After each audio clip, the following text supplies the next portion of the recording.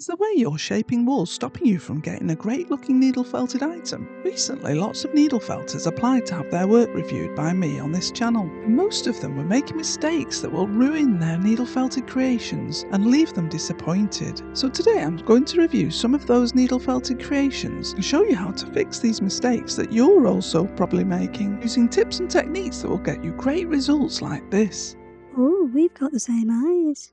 Oh yes, so we have. We must be sisters from another mother. Anyway, perhaps you're attempting to needle felt for the first time ever, like my first viewer Olivia did here. She kindly sent me these photographs of her first felted creature, saying that I had a hard time making it. I didn't understand how to connect the head and neck, so created a weird turtleneck type thing. I think she did really well, but struggled with the shaping. Also, Olivia explained that she didn't really have a picture or inspiration to refer to while she was felting this, but in her words was just winging it. I'll come to why I find it really useful when felting to have an image to refer to in a moment. But first, let's address that neck. As you can see, the neck is very long and a bit of an odd shape. However, there's two techniques you could use to avoid this from happening. First technique is to create the head and body at the same time out of one rolled up piece of wool. To do this, simply roll enough wool for the body and head into a long sausage, and then bend the end over and felt it in that position. This will make it stay in that shape. Then poke it some more around the neck to make it narrower. This means you don't have to attach anything, and I'll show you how you can shape the head some more in a moment. But if you'd like even more tips and techniques that will help you shape your needle felting projects, my instructions on how to needle felt these dogs are packed full of advice and tips to help you take your needle felting to the next level. Or perhaps you have a needle felting problem and would like to submit one of your makes for my next video like this. It's completely free, and there's a link to the submission form in the description below. Later I'll help another viewer to shape a very flat shape and create a stylish hat. But first, if you prefer to create a head separately, you could use this second technique of attaching the head with a scarf of wool, which I think Olivia tried to do. However, I suspect I know where she went wrong. When I attached the rabbit's head to its body, I was careful to use only a thin piece of wool to wrap around the neck, stabbing upwards into the head and downwards into the body all the way around. It can be tempting to think that you need lots of wool to attach it with, which is the trap I believe that Olivia fell into, but this thin scarf of wool is all that was needed. Also, the neck is very long, so to keep the neck nice and short, I'd recommend felting a dint into the body for the head to sit in, as I did with the rabbit's body. That way when you attach the head with the wool, the neck doesn't get extended. This brings me on to why I always try to have a photo or image to refer to. This will really help you to identify what is wrong with the shape of your project and what you need to do to fix it. Let me explain how. So Olivia was just winging it and not looking at any inspiration while making this. So this means that she's not asked herself, is it going to be a realistic looking animal, perhaps a cartoon style creature, or am I trying to make something cute? Depending on her answers to these questions will determine things like the size of the creature's head in proportion to its body, which I believe is one of the most important aspects of your item. Take Winnie the Pooh for example. If his head is small compared to his body, he looks more like a real bear, but if he's slightly larger than reality, he's more like a cartoon bear. And when his head is a lot larger in proportion to his body, he looks more childlike and cute. Recently, I wanted to needle felt a capybara, and I decided I wanted to make it cartoon style. So I took this photo of a soft toy I'd seen and made a quick sketch so that I could use it as a guide to get the proportions right for the cartoon style I wanted. After making the initial body and head shape, I checked my capybara against my drawing and realised the head wasn't round enough. It was too flat down each side. To correct this, I took some more carded wool, rolled it up and attached it to one side of the head and body. Then did the same on the other side, making the head and body much rounder. So with Olivia's creature, if she wanted it more cartoon-like, she could still rectify this creature as I did with the capybara by adding more wool around the head, which would help its proportions and help make the neck look shorter as well. So before you start, it's useful to find an inspiring image. It doesn't have to be exactly what you want to make, but then decide whether you're going to make the head and body all in one go and how big you want the head to be compared to the body.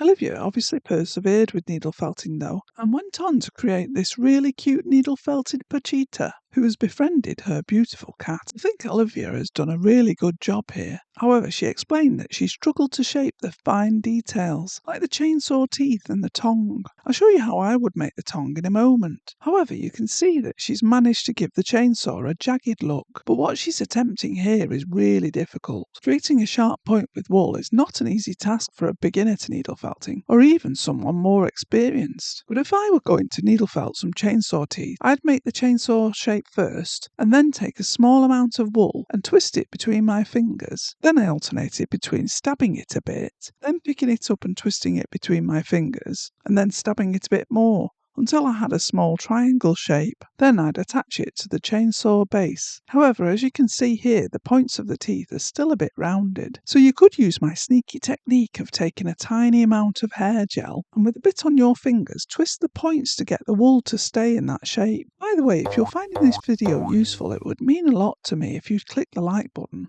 Now for the tongue. To be honest, from what I could see on the video, you've created a cute little tongue for him already. But I think perhaps you wanted to make it slightly thinner. So I'll show you how I would needle felt a nicely shaped flat tongue. Firstly, I think the most common mistake made when felting a small flat item like this is to use too much wool. So starting with much less wool than you'd think, take a small amount of carded wool or roving wool that you've mushed up and roll it up into a small sausage shape, making sure that you stab it down on one side, then turn it over and stab on the other. Keep flipping it over and poke, holding the unfelted end that you'll attach it with. Stabbing on one side and then turning over and stabbing on the other will help make it a thin, flat piece of felt. To make the tongue even cuter, I referred to your inspiration image, and if you look carefully at the image, you can see a line down the tongue to indicate an indent or fold down the middle. So to create a bit more interest to the tongue, I shaped it a bit more by poking a line down the middle on one side of the tongue, which created this indent. Go over this line a couple of times, taking your time to get a nice straight line. So don't forget, to make something thin, only use a very small amount of wool. You can always add more, but you can't take it away. As you can see when I attach it to Barney here, it makes him look even cuter than before. What have you done to him? You want to be careful or I'll make you one. I got rid of him. Anyway, let's move on to helping my next viewer Loki with their struggle to create a hat for the character Sifrin from the games In Stars and Time. Loki explained that the brim of the hat was a lot thinner when I felted the core wool, but while trying to put on top wool, I couldn't get that sharper edge to come back without making the top wool look uneven. Any tips on how to retain edges like that without messing up the rest? Loki was following the advice that I and a lot of needle felters have given, which is to create the shape out of core wool first and then coat it with the colour you want it. Unfortunately, when you're trying to create a thin item, such as a thin brim of a hat, using coarse core wool first and then coating it with another layer of coloured wool is going to make it more chunky and thicker and will need a lot of stabbing, which will then make it difficult to keep the outer coloured layer smooth and have an even coating of the colour on the hat. If I were going to needle felt a hat for Sifrin with a nice thin brim, I'd make it in 3 parts.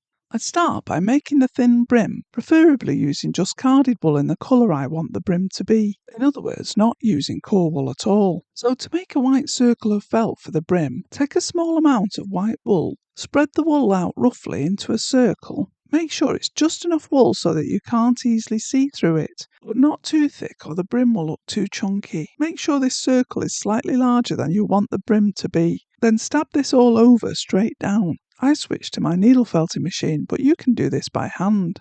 Turn over the disc of wool now and then and keep stabbing. Then I stabbed around the edge inwards to create a smoother outer rim around the circle. Once it's pretty well felted, I placed it between 2 rulers to hold it while I stabbed around the edge some more, rotating it gradually. This will help to smooth the edge and shape it into a lovely round hat brim. A common mistake beginners can make is to underestimate the amount of poking that's needed. It's pretty nearly impossible to overfelt something. For me, the hat brim was still a little too thick, so I knew it needed felting for a while longer. I focused on the edge to make it as thin as possible. Of course, you could decide to cut the circle out of some white ready-made felt instead of felting the rim yourself, which would save you some time. Next, I made the top of the hat by rolling some wool into a cone shape and stabbing it to form a point. Then, to make the hat wavy and stylish, I stabbed a valley into the underside of this part of the hat, so that when I attached the brim, It helped make it wavy. But on the images of Siffrin, the underside of their hat looks black. So how do you add that colour without making the brim too thick? If I was just to add black wool to the underside of the hat, there would be a high risk of black wool seeping through and showing up on the top of the white brim of the hat.